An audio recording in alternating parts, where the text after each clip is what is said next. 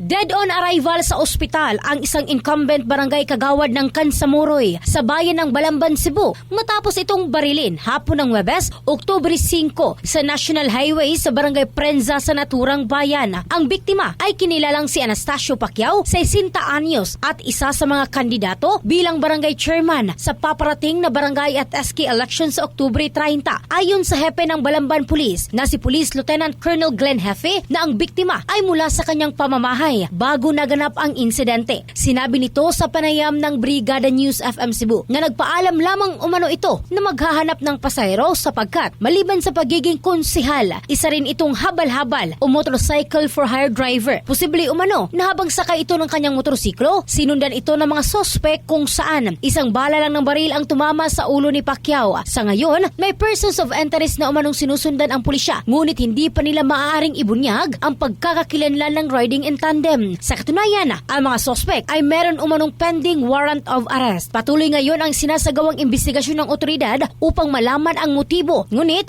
kasama sa sinusundang anggulo ng pulisya ay ang personal grudge, away sa lupa, kasama na rin ang politika. Ang bahaging ito ay hatid ng DriveMax Adult Herbal Capsule na laking laging umaangat. In the heart of changing lives, ito si Michelle Craste ng Brigada News Philippines, The Music News Authority.